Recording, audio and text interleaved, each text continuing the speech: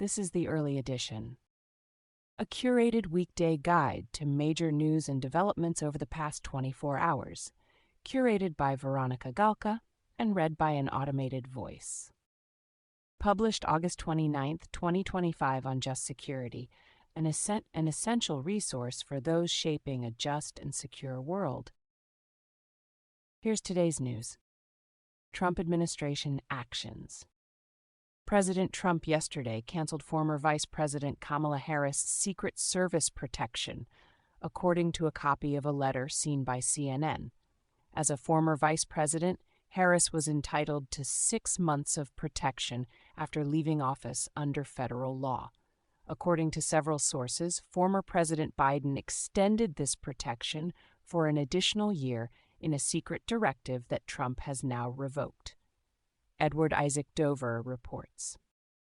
The White House yesterday tapped one of Health and Human Services Secretary Robert F. Kennedy Jr.'s top deputies, Jim O'Neill, to be the acting head of the Centers for Disease Control and Prevention, sources say.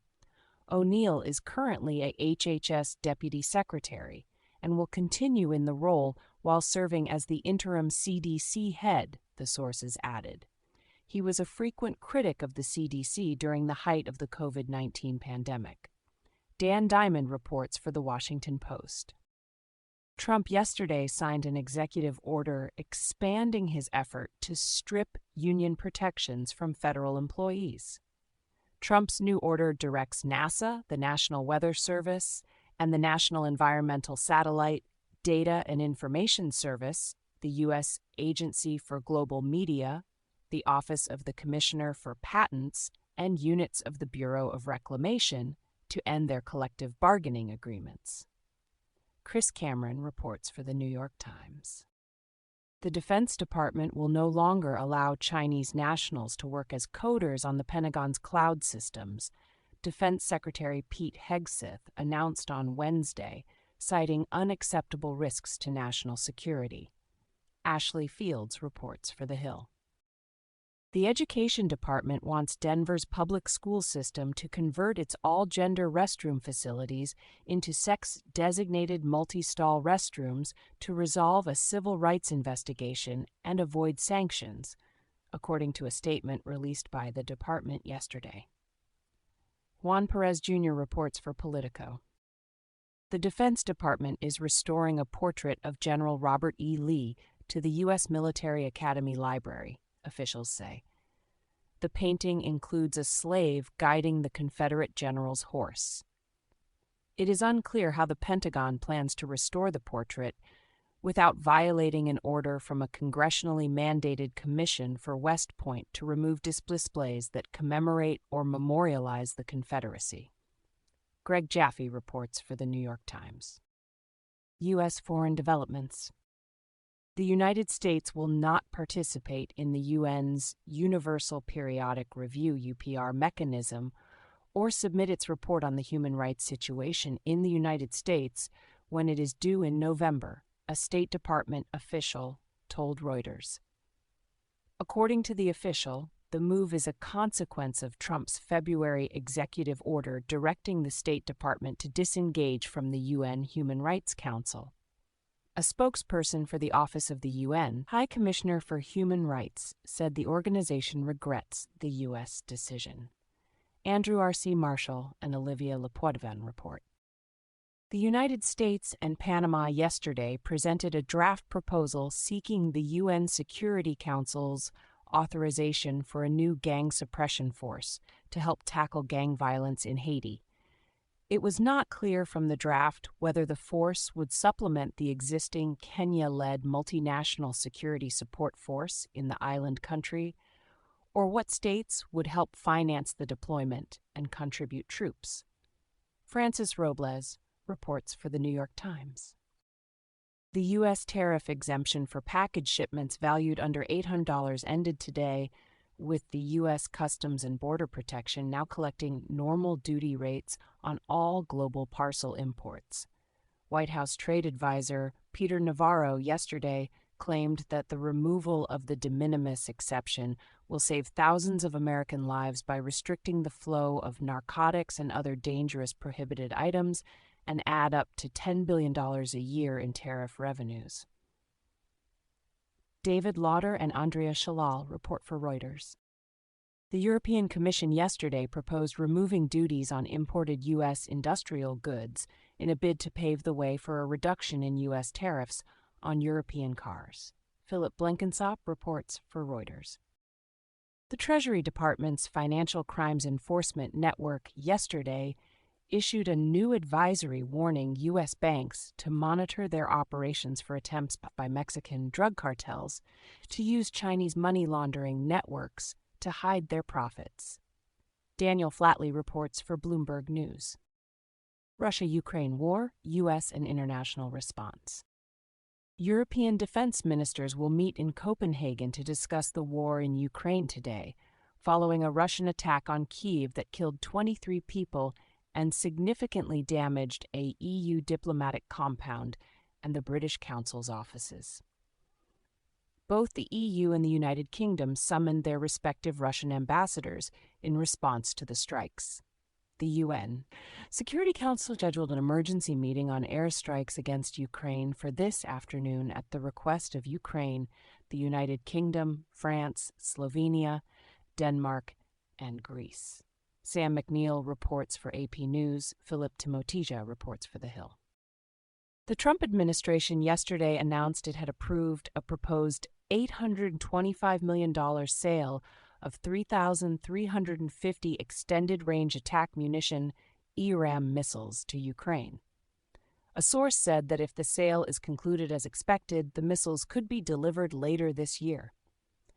The move appears to be the Trump administration's first major arms sale of new weapons to Kyiv. Jennifer Hansler reports for CNN. Ukraine and Russia are perhaps not ready to end the war themselves, White House Press Secretary Karoline Leavitt said yesterday while commenting on Russia's strike on Kyiv. Leavitt said that Trump was not happy but not surprised by Russia's attack, and noted that Ukraine launched effective assaults on Russia's oil industry in recent weeks. Sam McNeil reports for AP News. Russia-Ukraine war. Asked about Moscow's deadly strike on Kyiv, a Kremlin spokesperson yesterday said that Russia remains interested in pursuing peace talks on Ukraine, but Moscow's "the special military operation" continues, and Kyiv also continues strikes on Russian infrastructure. Dmitry Antonov reports for Reuters. Surveillance drones operated by Russia or its proxies are flying over routes used by the United States and Ukraine's other allies to ferry military supplies through eastern Germany, according to U.S. and other Western officials. German Defense Minister Boris Pistorius yesterday said that Berlin's attempts to stop the drones are a constant technical cat-and-mouse game, and that Germany is doing everything it can to counter the flights. A Kremlin spokesperson dismissed the report as likely fake news. Julian E. Barnes and Eric Schmidt report for the New York Times, Reuters reports. European leaders are considering creating a buffer zone between the Russian and Ukrainian front lines as part of a ceasefire or peace deal, European diplomats suggest. Moscow has previously embraced the idea of a buffer zone, and it is not clear Kyiv would accept the plan, as it would likely come with territorial concessions. The United States does not appear to be involved in the buffer zone discussions. Paul McClary and Jack Detch report for Politico. Israel-Hamas war, U.S. and international response. Hundreds of staffers working at the Office of the UN High Commissioner for Human Rights, Volker Turk, on Wednesday wrote to him asking to take a clear and public position, describing the Gaza war as a genocide, according to a letter seen by Reuters.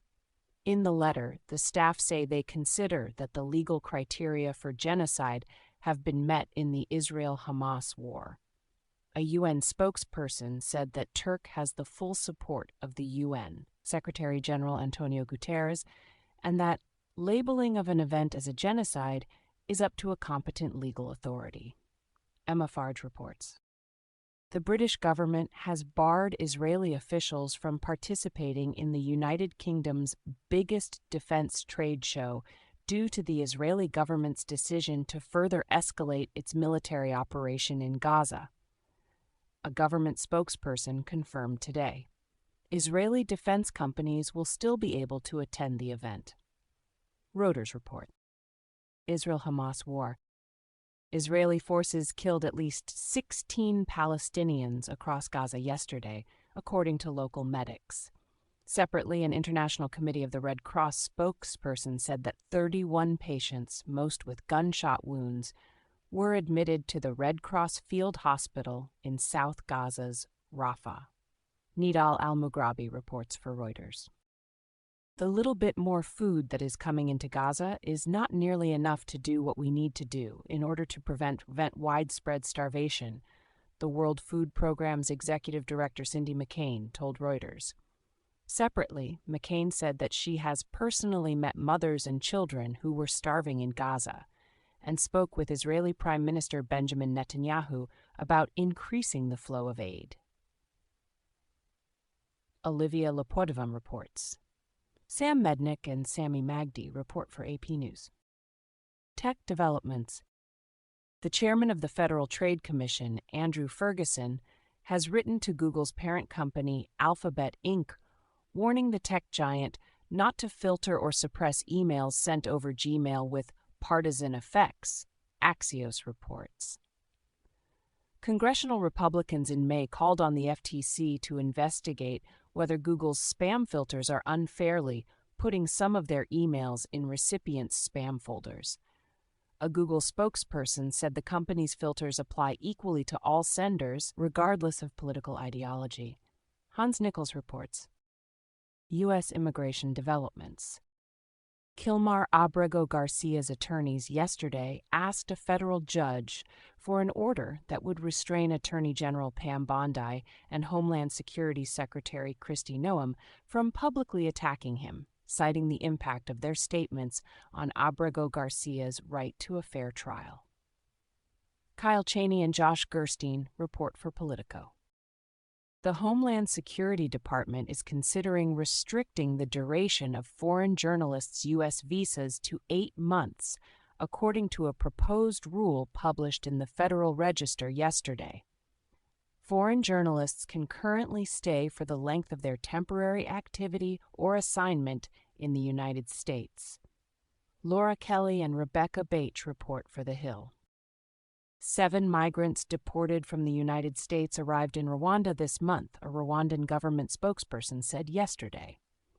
Under a deal struck with the Trump administration, the African state agreed to take in 250 deportees.